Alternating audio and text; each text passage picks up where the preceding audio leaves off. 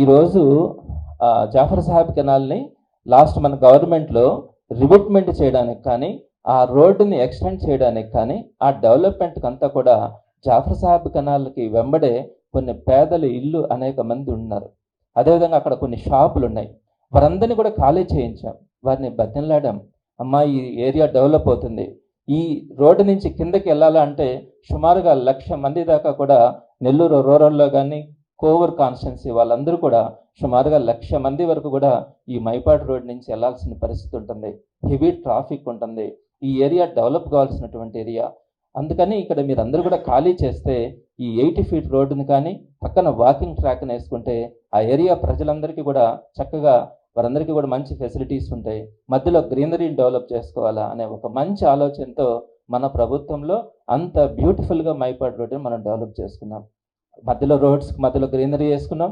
Jafar Saheb canal రివిట్మెంటు, canal యొక్క పక్కనే 25 ఫీట్తో walking ట్రాక్ని వేసుకున్నాం. మనం చిన్నపిల్లలు కానీ వృద్ధులు కానీ ఎవరైనా కూడా వికలాంగులు కానీ ఎవరైనా కూడా ఆ వాకింగ్ ట్రాక్ మీద చక్కగా వారు నడుచుకుంటూ వెళ్ళిపోతూ ఉండొచ్చు. ఎక్కడ కూడా ఇబ్బందులు లేకుండా కూడా ట్రాఫిక్కి ఇబ్బందులు లేకుండా వాళ్ళందరూ కూడా ప్రయాణించవచ్చు అన్న ఆలోచనతో మనం చక్కగా దాన్ని డెవలప్ చేసుకుంటే నారాయణ గారు ఆ బ్యాలెన్స్ ఉన్నటువంటి కొంచెం వర్క్స్ని కూడా కంప్లీట్ చేయలేదు. అంటే ఈరోజు ఆ రివిట్మెంట్ విషయంలో కానీ ఆ రోడ్స్ విషయంలో కానీ కొన్ని చిన్న చిన్న వర్క్స్ ఉంటే కూడా వాటిని ఎలాంటి రూపాయి కూడా దానికి ఇన్వెస్ట్ చేయకుండా ఈరోజు మనం వేసినటువంటి వాకింగ్ ట్రాక్ మీద సుమారుగా 25 అడుగుల వాకింగ్ ట్రాక్ మీద బంకులు పెట్టడానికి ఎల్లో కలర్ పెయింట్ వేసినటువంటి బంకులు పెట్టడానికి శాంపుల్గా ఒక 2 బంకుల్ని పెట్టడం కూడా జరిగింది. ఆయన ఇది తెలిసిన వెంటనే మేము కమిషనర్ని కలిసాము, మిగిలిన అధికారులు అందరికీ కూడా రిప్రజెంటేషన్స్ ఇచ్చాం. కమిషనర్ గారు కూడా రెస్పాండ్ అయినాడు, ఇది కరెక్టే, ఈ విధంగా బంకులు పెట్టడం కరెక్ట్ కాదు, నేను కూడా చెప్తానన్నారు. ఇంకొంతమంది అధికారులతో మాట్లాడితే వాళ్ళు చెప్పింది ఏంటంటే ఇది మంత్రి గారి డెసిషన్ అన్నారు. నేను మంత్రి గారిని అడుగుతా ఉన్నాను, నారాయణ గారు మీరు కనీసం జాఫర్ సాహెబ్ కెనాల్ రివిట్మెంట్లో కానీ అక్కడ వాకింగ్ ట్రాక్లో కానీ అక్కడ 80 ఫీట్ రోడ్డు వేయడంలో కానీ అక్కడ గ్రీనరీని డెవలప్ చేయడంలో కానీ ఎక్కడా కూడా మీ పాత్ర లేదు. ఇదంతా కూడా వైఎస్ఆర్సీపీ గవర్నమెంట్లో ఈ బ్యూటిఫికేషన్ అద్భుతంగా తయారు చేశాం. మీరు కనీసం అక్కడ ఉన్నటువంటి పెండింగ్ పనులు కూడా చేయకుండా ఇక్కడ మొత్తం షాపులు సుమారుగా 200 షాపుల్ని కంటిన్యూగా పెట్టడానికి మీరు ప్రయత్నిస్తూ ఉన్నారు. ఇది అన్యాయం కాదా? ఆ ప్రభుత్వంలో పెట్టుకోలేకనా? చాలామంది కార్యకర్తలు నాయకులు అడిగితే ఒకటే మాట ఆ రోజు ఎమ్మెల్యే గారు కూడా చెప్పారు, లేదు ఇది మనం డెవలప్మెంట్ కోసం ఈ ఏరియాని డెవలప్ చేస్తూ ఉన్నాము, దీని కింద 1,00,000 మంది కొన్ని వందల వేల వాహనాలు కూడా ఈ రోడ్డును పోవాలి, సో దీంట్లో మీరు ఇన్వాల్వ్ కావద్దని చెప్తే ఈరోజు నారాయణ గారు ఎలాంటి ప్రమేయం లేకుండా ఈరోజు ఇవన్నీ కూడా పెట్టడానికి ప్రయత్నిస్తున్నారు. ఇది చెప్పిన తర్వాత కమిషనర్ గారు వాళ్ళందరికీ చెప్పిన తర్వాత నిన్నటి రోజున మళ్ళా ఇట్లాంటి ఒక డబుల్ డెక్కర్స్ లాంటివి అంటే రెస్టారెంట్లు కానీ బార్లు కానీ ఏదైనా పెట్టుకున్న దానికి అవకాశం ఉండేటట్లుగా ఇలాంటి పెద్ద ఈ షాప్స్ని తీసుకొని వచ్చి ఏమంటారు వీటిని కంటైనర్స్ని తీసుకొని వచ్చి అక్కడ పెడుతున్నారు. కానీ వాళ్ళందరికీ చెప్పిన తర్వాత నిన్నటి రోజున మళ్ళా ఇట్లాంటి ఒక డబుల్ డెక్కర్స్ లాంటివి అంటే రెస్టారెంట్లు కానీ బార్లు కానీ ఏదైనా పెట్టుకున్న దానికి అవకాశం ఉండేటట్లుగా ఇలాంటి పెద్ద ఈ షాప్స్ని తీసుకొని వచ్చి ఏమంటారు వీటిని కంటైనర్స్ని తీసుకొని వచ్చి అక్కడ పెడుతున్నారు. శాంపుల్కి ఒక కంటైనర్లు పెట్టినారు, దాని పక్కన మెట్లు పైకి వెళ్ళడానికి, పైన కూర్చోవడం, తినడం, తాగడం ఏదైనా చేసుకోవడానికి పైన అవకాశం ఉండేటట్టుగా ఒక కంటైనర్ని తీసుకొచ్చి పెట్టారు. ఇలాంటి కంటైనర్లని వరుసగా అక్కడ పెట్టి ఎవరికి ఇస్తున్నారో మీకు తెలుసా? చెప్తే నెల్లూరు ప్రజలు ఆశ్చర్యపోతారు. ఆయన దగ్గర ఎంప్లాయీస్గా ఆయన ఎన్నికల్లో ఆయన దగ్గర శాలరీ కోసం పనిచేసినటువంటి కొంతమంది వ్యక్తుల కోసం ఈ షాపుల్ని పెట్టిస్తూ ఉన్నారు. ఇది ఎంత ఘోరం అంటారు? ఆయన దగ్గర ఆయన కోసం పనిచేసినటువంటి వ్యక్తులకి ఇలా షాపులు పెట్టించడానికి రోడ్లు ఏదైతే మనం డెవలప్మెంట్ ఒక్కసారి మనం అక్కడ ఎంక్రోచ్మెంట్ అంతా కూడా క్లియర్ చేసి డెవలప్ చేయడానికి మనం పెడితే దాంట్లో షాపులు తీసుకొచ్చి పెట్టినారంటే ఏ విధంగా ఆయన్ని అర్థం చేసుకోవాలి? ఇదే నారాయణ గారు ఏం చెప్పారు ఎన్నికలకు ముందు, నేను నెల్లూరుని డెవలప్ చేస్తాను, నేను నెల్లూరుని 5,000 కోట్లతో అభివృద్ధి చేస్తాను, ఇక్కడ పార్కులు కానీ ఇండస్ట్రీస్ కానీ అన్నీ తీసుకొని వచ్చి ఎంప్లాయ్మెంట్ని క్రియేట్ చేస్తాను, ఎన్నో చెప్పారు, నమ్మాం. ఇంకా ఏం చెప్పారు? 95% కంప్లీట్ అయింది, అండర్ గ్రౌండ్ డ్రైనేజ్ కానీ అలానే వాటర్ సిస్టమ్ కానీ ఇవన్నీ కూడా కంప్లీట్ అయినాయి, జస్ట్ కనెక్షన్స్ ఇవ్వాలా, నేను రాగానే 1 నెల రోజుల లోపల అవన్నీ పూర్తి చేస్తానన్నారు. 1 నెల పోయింది, 2 నెలలు పోయింది, 4 నెలలు పోయింది. వెయిట్ చేస్తాం, మాకేమీ అంత ఆతృత ఏం కాదు, మీరు చిన్నగా సమయం తీసుకొని చేయండి. కానీ మీరు ఈ విధంగా మనం చేసినటువంటి డెవలప్మెంట్లు తీసుకొని వచ్చి మీ ఎంప్లాయీస్కి, మీ దగ్గర పనిచేసినటువంటి కార్యకర్తలను కూడా అంటట్లేదు, మీ దగ్గర పనిచేసినటువంటి స్టాఫ్కి ఇట్లా షాపులు పెట్టిస్తూ ఉంటే నెల్లూరు ఏమైపోతుంది? ఎందుకు డెవలప్ చేసుకున్నాం? ఎందుకు ఈ రోడ్స్ చేసుకున్నాం? ఎందుకు వాకింగ్ ట్రాక్లు తయారు చేసుకున్నాం? మీరేం చెప్పారు? ఎన్నికల్లో గెలవంగానే మీరు మంత్రి అయిన తర్వాత బ్యూటిఫికేషన్ పేరుతో నెల్లూరులో ఎక్కడ కూడా ఫ్లెక్స్లు కనిపించకూడదు, మధ్యలో డివైడర్స్ మీద ఎక్కడ కూడా మీడియన్స్ కనిపించకూడదు, అందంగా కనిపించాలి నెల్లూరు అని చెప్తే నమ్మాం. నిజంగా గామల నారాయణ గారు డెవలప్ చేస్తారనుకున్నాం. ఏంటి పని? మీకేం సంబంధం? ఏ విధంగా మీరు ఈ డెవలప్మెంట్లో పాల్గొన్నారు? ఎలా పెడతారు ఈరోజు ఈ షాపుల్ని? అదే మీకు ముత్తుకూరు రోడ్ నుంచి నారాయణ మెడికల్ కాలేజీ వరకు సుమారుగా 1 కిలోమీటర్ ఉంటుంది. 100 ఫీట్ రోడ్డు వేసుకున్నారు. అక్కడ పెట్టగలరా మీరు షాపుల్ని? ఆ రెండు పక్కల పెట్టగలరా? మీకు ట్రాఫిక్ కూడా ఉండదు కదా అక్కడ. మరి మైపాడు రోడ్లో ఎంత ట్రాఫిక్ ఉంటుందో మీకు తెలియదా? రోజు కొన్ని వేల వాహనాలు ఆ దావన పోతాయి కదా.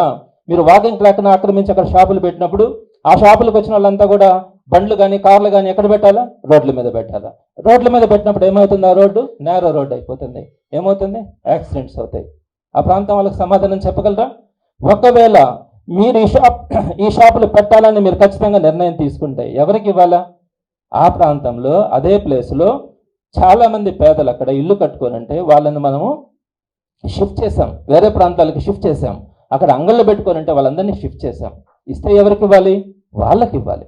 ఎవరైతే అక్కడ మనకు త్యాగం చేసినారో, ఈరోజు అక్కడ డెవలప్మెంట్ కోసం కానీ అక్కడ వాకింగ్ ట్రాక్ కోసం కానీ ఎవరైతే మనకి స్థలాలు ఇచ్చినారో, ఆ షాపులు ఎత్తేసుకొని బయట వెళ్ళినారో వాళ్ళకి అక్కడ అవకాశం ఇవ్వాలి. ఒకవేళ వాళ్ళకు కూడా పోతే ఇంకెవరికి ఇవ్వాలా? అక్కడ స్థానికంగా ఉండేటువంటి పేదలకు ఇవ్వాలి. అంతేగాని మీరు మీ దగ్గరుండే ఎంప్లాయీస్కి అలా ఇవ్వాలనుకోవడం ఎంత దారుణమైన విషయం అన్నది నేను ఈరోజు చెప్తాను. ఒక నెల్లూరు వ్యక్తిగా చెప్తాను. నేను ఎమ్మెల్సీ కానీ కాదు, నేనేదో వైఎస్ఆర్సీపీకి సంబంధించిన వ్యక్తిగా కాదు, నేను బాధతో చెప్తున్నాను. ఇది తప్పు. మీరు ఇవ్వాలనుకోండి. మీరు ఇంకోటి కూడా ఈ మధ్య లిక్కర్ షాప్స్లో కూడా 2 కోట్ల రూపాయలు ఖర్చు పెట్టి ఒక 4 షాపులు తీసుకున్నాను, యువతకు దాంట్లో నేను పార్ట్నర్షిప్ ఇస్తానని చెప్పి ఆయన మాట్లాడిన ఆడియోలనే మనమంతా కూడా కాన్ఫరెన్స్లో చెప్పినటువంటి మనం విన్నాం. ఎక్కడైనా లిక్కర్ షాపులు నేరుగా మంత్రులే పెడితే రేపు పొద్దున అక్కడ పర్మిట్ షాప్స్ పెడతారు, ఎక్స్ట్రా టైం అమ్ముతారు. వాళ్ళు తీసుకెళ్ళి ఇళ్లలో ఏదో పెడుతుంటారు, వాటిని ఏదో షాపులు అంటారు, బెల్ట్ షాపులు పెడతారు. ఇవన్నీ పెట్టినప్పుడు మంత్రులే నేరుగా చేస్తా ఉంటే ప్రజలు ఎవరితో చెప్పుకుంటారు? మీతో చెప్పగలరా? అవకాశం ఉంటుందా?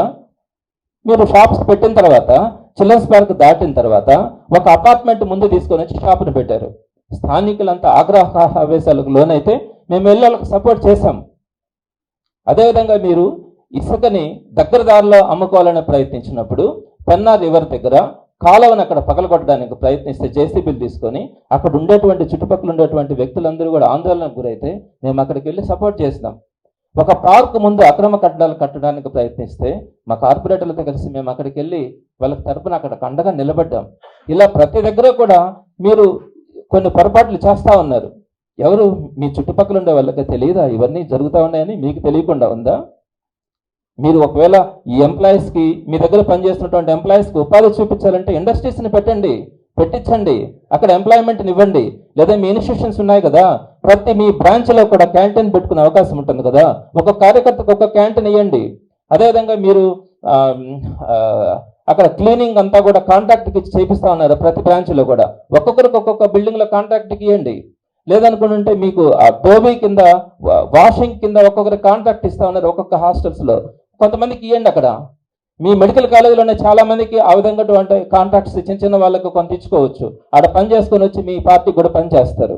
అంతేగాని ఈ విధంగా పబ్లిక్లో ఉన్నటువంటి లక్షల మందికి సంబంధించినటువంటి ఇష్యూలో మీరు కనుక పొరపాట్లు చేస్తే తప్పకుండా వైఎస్ఆర్సీపీ ఊరుకోదని కూడా మీ ద్వారా నేను నారాయణ గారికి సవినయంగానే తెలియజేస్తా ఉన్నాను. నాకేమీ రాజకీయాలు మాట్లాడాలని నాకేమీ ఇంట్రెస్ట్ కాదు. ఒకరిని అనవసరంగా నేను బ్లేమ్ చేయడం కూడా చేయను. చాలా మంది చెప్పారు అక్కడ జరుగుతున్నటువంటి తప్పులు, అక్కడ ఏదో ఇసుక అట్టు చేస్తున్నారు, ఇది చేస్తున్నారంటే కూడా కొన్ని విషయాల్లో మేము ఇన్వాల్వ్ కాం. వాళ్ళకు ఒక అవకాశం ప్రజలు ఇచ్చినారు. సో కొంతకాలం పాటు వాళ్ళు పాలన చేస్తారు. చివరిలో తప్పులు జరిగినప్పుడు ప్రజల దృష్టికి తీసుకెళ్తాం. కానీ ఈ విధంగా కానీ అక్రమాలు చేస్తూ ఉంటే మాత్రం ఓర్చుకోలేక మాత్రమే ఈరోజు ఇవి చూస్తే కరెక్ట్ కాదు, ప్రజలకు మనం సమాధానం చెప్పుకునే పరిస్థితి లేదన్న ఆలోచనతో మాత్రమే మీ ముందుకు ఈరోజు వచ్చి చెప్పడం కూడా జరిగింది. నారాయణ గారికి నేను సవినయంగా 2 చేతులు జోడించి కూడా ఆయనకు చెప్తా ఉన్నాను, ఇలాంటి పనులను ప్రోత్సహించకండి. తప్పకుండా మీరు యువతకి అవకాశాలు ఇవ్వండి. అలానే మిమ్మల్ని నమ్ముకున్న వాళ్ళకి సహకారం అందించండి. ఏం తప్పులేదు. మీకు అట్లాంటి అవకాశాలు చాలా ఉన్నాయి. మీ చేతిలో ప్రభుత్వం ఉంది, మీరు మంత్రిగా ఉన్నారు, మీరు ఎన్నైనా చేయొచ్చు, చేయండి, కానీ ఇలాంటివి చేయొద్దు అని మీ ద్వారా ఆయనకి కానీ తెలుగుదేశం పార్టీ వాళ్ళకు కూడా నేను సవినయంగా తెలియజేస్తా ఉన్నాను.